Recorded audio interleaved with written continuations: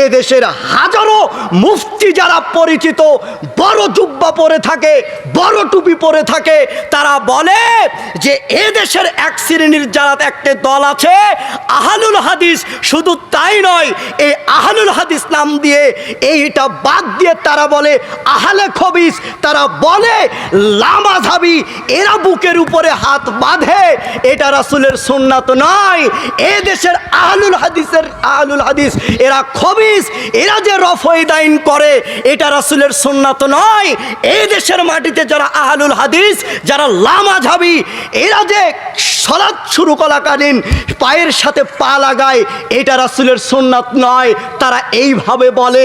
অথচ স্পষ্ট হাদিস, স্পষ্ট অসংখ্য দলিল আমি আপনাদের মাঝে পেশ করতে পারবো যে রাসূল সাল্লাল্লাহু আলাইহি সাল্লামের সুন্নাত কোনটা, কোনটা স্পষ্ট প্রমাণ আমি করতে পারবো যে রাসূল সাল্লাল্লাহু আলাইহি সাল্লাম রফয়দান করেছেন কিনা, রাসূল সাল্লাল্লাহু আলাইহি সাল্লাম তিনি বুকের উপরে হাত বেঁধেছেন কিনা, তিনি পায়ের সাথে পা লাগাইছেন কিনা, এই সম্পর্কে অগণিত হাদিস আপনাদের সামনে পেশ করতে পারবো। তবে আমি বলি, এ দেশের মুফতি, এ দেশের মাওলানা, এ দেশের বড় আলেম এরা অন্ধ, এদের চোখ থাকাকালীন এরা অন্ধ।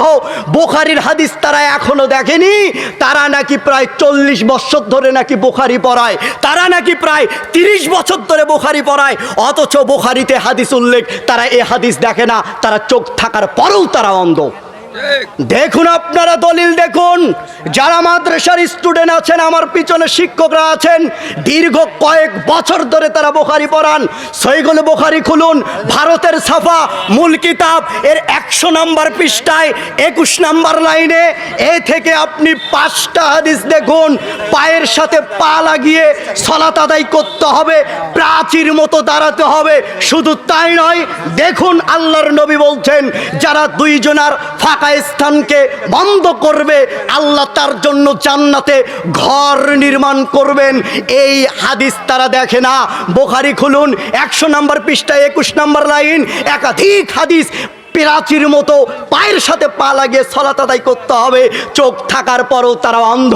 শুধু তাই নয়, রফয়দাইন করার হাদিস দেখুন, তারা যে গালি দিচ্ছে যারা লামাযহাবী, যারা আহলে হাদিস রফয়দাইন করে তার দলিল নেই। আরে বেটা, আমি বলছি তুমি অন্ধ, তুমি বুখারী 40 বছর ধরে পড়াও, তাতে কি আছে? তুমি অন্ধ। তুমি সহিহুল বুখারী খোলো, এর 102 নম্বর পৃষ্ঠায় 1ম নম্বর লাইন 726 থেকে 731 পর্যন্ত 5টা হাদিস আছে রফয়দাইন করার। একবার রফয়দাইন করলে 10টা নেকি। শুধু তাই নয়, হাদিস দেখুন আপনারা, সহিহুল বুখারী 102 নম্বর পৃষ্ঠায় 19 নম্বর লাইনে হাদিসটা দেখুন। বুকের উপরেও নয়, নাভির নিচেও নয়, মাঝ অংশ হাত বাঁধতে হবে।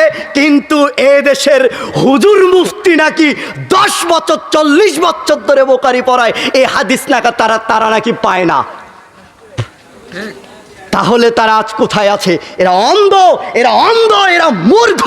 যত এরা বুখারী পড়ুক না কেন, তারপরেও তারা অন্ধ, তারা চোখে কিচ্ছু দেখে না। তাই অনুরোধ করব আল্লাহর নবীর ওই হাদিস অনুযায়ী যে আমার সুন্নাত ছেড়ে দিয়ে অন্য সুন্নাত ধরে নিয়ে বলবে এটাই রাসূলের সুন্নাত। আরে বেটা, তুমি নাভির নিচে হাত বাঁধছো, এটা রাসূলের সুন্নাত নয়। তুমি রফয়দাইন করো না, এটা রাসূলের সুন্নাত নয়। তুমি পায়ের সাথে পা লাগিয়ে তুমি সালাতে দাঁড়াও না, এটা রাসূলের সুন্নাত নয়। এটা তুমি সুন্নাত ধরে নিয়ে তুমি আমল করতেছো, এর মাধ্যমে রাসূল সাল্লাল্লাহু আলাইহি সাল্লামকে তুমি অপমান করছো। তাই আল্লাহ সুবহানাহু ওয়া তাআলা আমাদেরকে সকলকে সুন্নাতের উপরে টিকে থাকার, আমল করার তৌফিক দান করুন। সকলে বলি আল্লাহুম্মা আমিন।